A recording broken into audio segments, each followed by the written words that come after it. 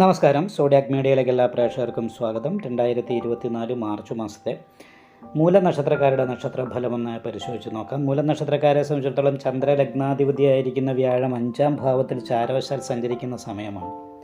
നല്ല ദൈവാധീനമുണ്ട്. അത് കാരണം കൊണ്ട് തന്നെ എല്ലാ കാര്യങ്ങളും നല്ല ഭംഗിയായിട്ട് നടന്നു പോകാനായിട്ട് ഈ മാസത്തിൽ യോഗം കാണുന്നുണ്ട്. വരുമാനത്തിൽ നല്ല വർധനയുണ്ടാകാനുള്ളൊരു യോഗമുള്ള മാസമാണ്.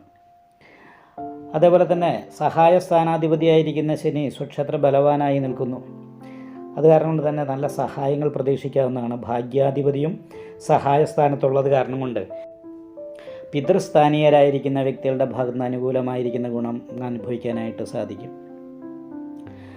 അതേപോലെ തന്നെ 5ാം ഭാവാധിപതി ഉച്ച ബലവാനായി നിൽക്കുന്ന കാരണം മനസ്സിൽ ആഗ്രഹിക്കുന്ന കാര്യങ്ങൾ പൂർത്തീകരിക്കാനായിട്ട് സാധിക്കുന്ന സമയമാണ്.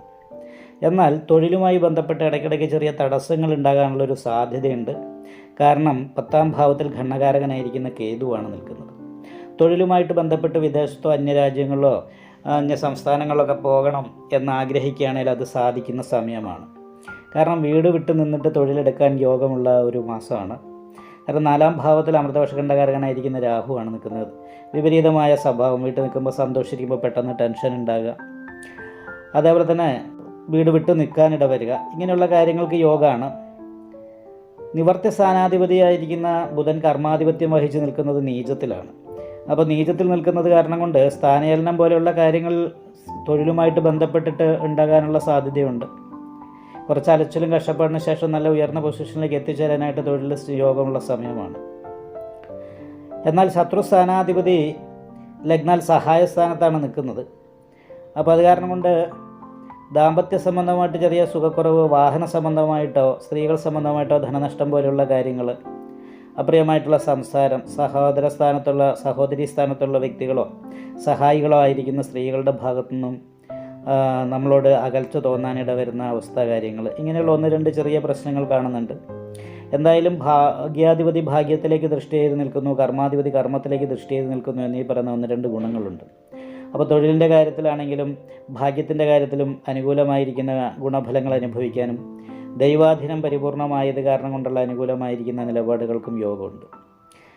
എന്നാൽ ചൊവ്വ 15ാം തീയതി 3ാം ഭാവത്തിലേക്ക് അഗ്നിമാർദ്ദ യോഗം ചെയ്ത് മാറുമ്പോൾ അത് 2ാം ഭാവം ധനാധിപതിയായിരിക്കുന്ന ശനിയോട് യോഗം ചെയ്തിട്ടാണ് ചൊവ്വ വരുന്നത്. അതൊരു അഗ്നിമാർദ്ദ യോഗം പോലെയാണ്. അതായത് ചെറിയ പ്രശ്നങ്ങളെ പെരുപ്പിച്ച് വലിയ രീതിയിലേക്ക് മാറ്റുന്ന ഒരു അവസ്ഥയാണ് ഉണ്ടാകുക.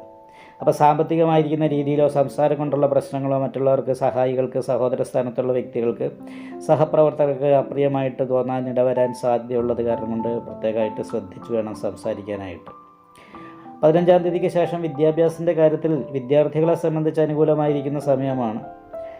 എന്നാലും സംസാരം വളരെ ശ്രദ്ധിക്കണം. അടുത്തിയാടി സംസാരിക്കാതെ ഇരിക്കാനായിട്ട് പ്രത്യേകം ശ്രദ്ധിക്കണം. സംസാരം കൊണ്ടാണ് ദോഷങ്ങൾ ഉണ്ടാകാനുള്ള സാധ്യത.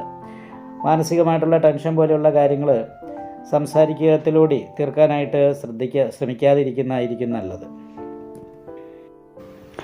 നാഗപൂജ ചെയ്യുക, ഗണപതി ഹോമം നടത്തുക, ദേവീക്ഷേത്രത്തിൽ യഥാശക്തി വഴിപാട് ചെയ്യുക. ഈ പരിഹാരങ്ങളൊക്കെ ചെയ്താൽ മേൽപ്പറയപ്പെട്ട ദോഷങ്ങളില്ലാതെ അനുകൂലമായിരിക്കുന്ന ഗുണഫലങ്ങൾ അനുഭവിക്കാനും സാമ്പത്തികമായിരിക്കുന്ന വർധനവിനും ഈ മാസത്തിൽ യോഗം കാണുന്നുണ്ട്. നിങ്ങൾക്ക് ഈ വീഡിയോ ഇഷ്ടപ്പെട്ടാൽ ലൈക്ക് ചെയ്യുക, നിങ്ങളുടെ അഭിപ്രായങ്ങൾ കമൻറ്റ് ചെയ്യാം. ജ്യോതിഷവുമായി ബന്ധപ്പെട്ട കൂടുതൽ കാര്യങ്ങൾ അറിയാൻ ഈ ചാനൽ സബ്സ്ക്രൈബ് ചെയ്യുക. ഞങ്ങളുടെ ഓൺലൈൻ കൺസൾട്ടൻസി നമ്പർ താഴെ ഡിസ്ക്രിപ്ഷൻ ബോക്സിൽ കൊടുത്തിട്ടുണ്ട്. ആവശ്യമുള്ളവർക്ക് കോൺടാക്റ്റ് ചെയ്യാവുന്നതാണ്.